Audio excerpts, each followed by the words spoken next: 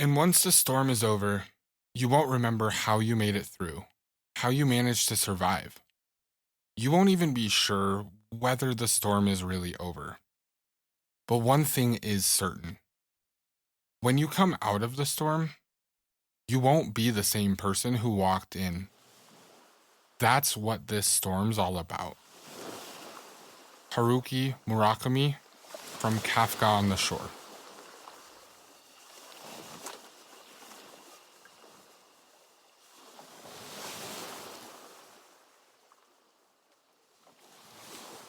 The 2 months that have passed between the time period detailed in the last episode and now were an almost constant state of flux between feeling better and drowning again.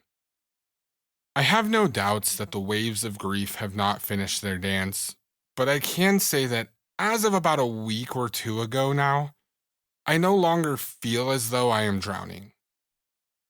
Between the work I've done personally and the limited evidence I've been able to gather regarding this whole ordeal, I feel fairly confident that I've landed in a place I wanted to be. Not hopeful, but not in despair. Not open, but not bitter. Not quite sure of myself yet, but no longer doubting myself. I have no doubt that my ADHD and just the traumatic nature of the event itself have played a role in where I am now mentally. The last 6 months, the last 10 years, the whole arc I've been playing out since I was 28 years old feels far away now. Not insignificant, but not present either. It feels compacted, compressed into a digestible timeline. Not unlike these episodes, perhaps it's just best described as a chapter that I feel has reached its end point, regardless of what the next chapter might hold.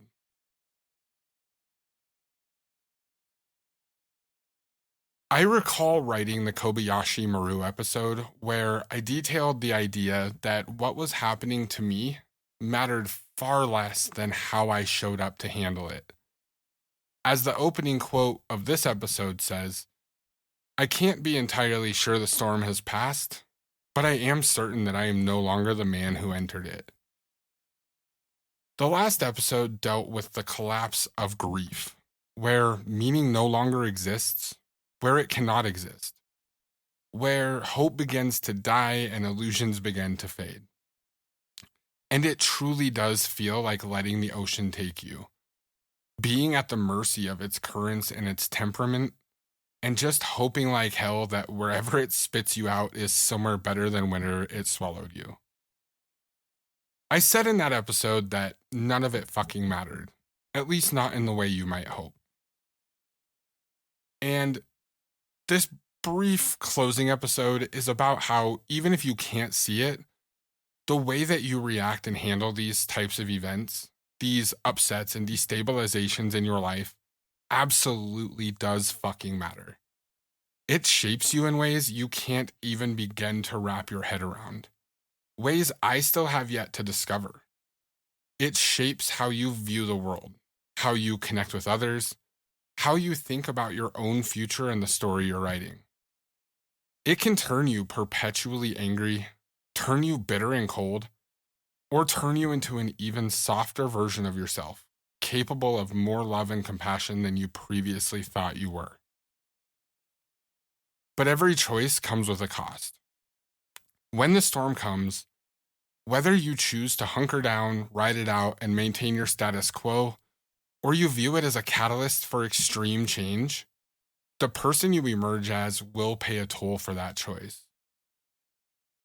In my case, this toll is a sense of innocence, a sense of trust, a blissful ignorance, a new understanding that dangerous doesn't always mean malicious, a brutal recognition that words mean absolutely nothing unless they are paired with actions. an uncomfortably deep intimacy with just how far people's minds can go to protect them from facing the shame and pain they carry with them. And finally, a tepid acceptance of the fact that the connections in our lives can only be sustained when both people are equipped and interested in doing so. And that remarkably few people are either, let alone both. The trade-off? I now have a couple friendships that are vastly deeper than anything I've ever experienced in my lifetime. I have a growing bond with at least one of my parents, a faint shimmer of self-respect and self-trust, and a shaky but growing ability to say no to things that are harmful, whether it's intentional or not. Perhaps most importantly, I have a growing sense of faith that the mistakes I've made in my past that still haunt me to this day are mistakes I will not make again. After all, I chose to be a different person through the literal worst months of my life, which means I can also choose to be a better person moving forward, whatever may come. Yes, it feels as though the storm has passed. At least, the worst of it. But this is not the happy ending of a story. It is simply a transition between chapters, a quiet lull between struggles. I may have resurfaced. I may have reached a shore that shore holds for me is still entirely unknown. It is foreign. It is scary. And I have to face whatever comes next as a version of myself I don't entirely understand yet. Hoping there's something better awaiting me, and hoping the storms from my past don't reverse direction and chase me once again.